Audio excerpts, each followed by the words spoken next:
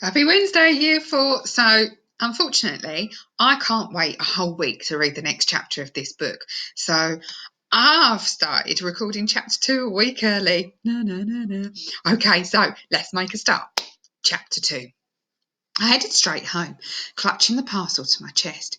Being back amongst the streetlights, traffic, people going about their evening business, I hoped everything would seem a bit less weird. It didn't. I felt stunned. My brain, never good at staying quiet, leapt from one thing to another as I walked. My granddad, in his younger days, had travelled to Egypt, Turkey, Palestine to buy copies of ancient relics to sell. Professor Hanawati was a Middle Eastern art expert.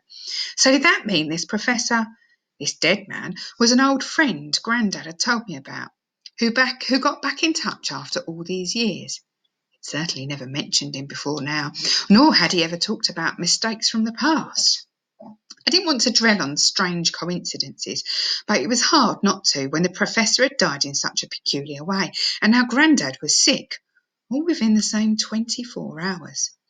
Back at ours, Mum still hadn't returned from the hospital. Dad was in the kitchen arguing with the stove that wouldn't light. He didn't hear me come in. I went straight to my bedroom, which was really little more than a cupboard at the end of the hall, but it was mine, and it had a door in it at times like it was good to shut behind you. Without taking my coat off, I sat on my bed to study the parcel closely. This was Grandad's package, not mine, I warned myself, but the urge to look inside was too strong. I opened it.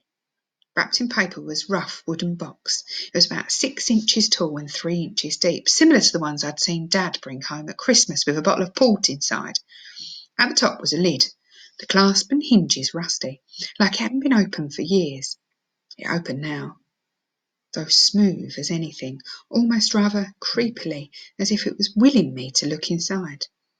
The box was full of musty-smelling straw. Digging my hand in, I could feel something cold and smooth. At first glance, it looked like a metal jar or vase of some sort. I took it out, holding it to the light. My breath caught. It was no doubt the most incredible thing I'd ever seen. The jar had a stopper in its neck, and it wouldn't shift.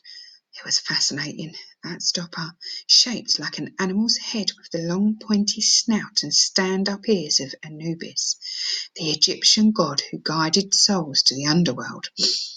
I recognised it from the pictures Grandad had showed me and our many visits to museums. The lid didn't quite come off, though. I tried pulling it, turning it. I even held the whole jar upside down and gave it a shake. There were no signs that it was meant to open. No latch or clasp, yet it sounded hollow. Though it might have been imagining it, when I shook it, something moved inside it. Now, I'd been in Grandad's shop enough to know a nice piece when I saw one, but this jar was seriously old-looking, and the things Grandad collected generally weren't.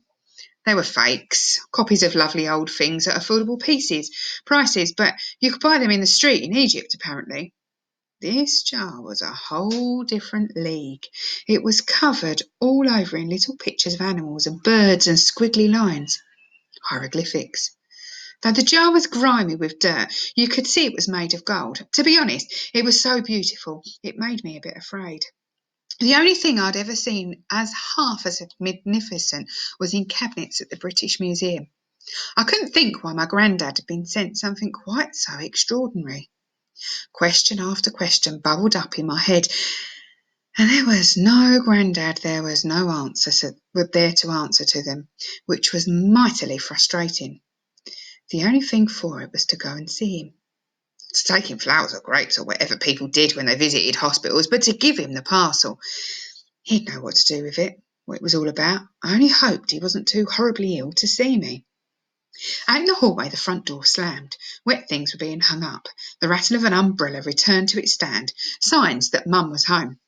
My heart thumped uncomfortably as I heard her say something to Dad in a low voice.